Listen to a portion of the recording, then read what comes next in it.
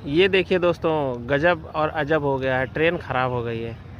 आप स्टेशन देख रहे हैं, खीरी टाउन स्टेशन है, जो स्टेशन का नाम पता तो है नहीं यहाँ पे कुछ भी, तो मैं क्या दिखाऊं, वैसे यहाँ पे नाम लिखा होता।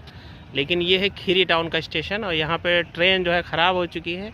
उसका जो इंजन है बारिश की वजह से कुछ अर्थिंग ले रहा है, बार बार वो टच कर रहे हैं, प्रॉब्लम हो रही, आग निकल रही वहाँ से।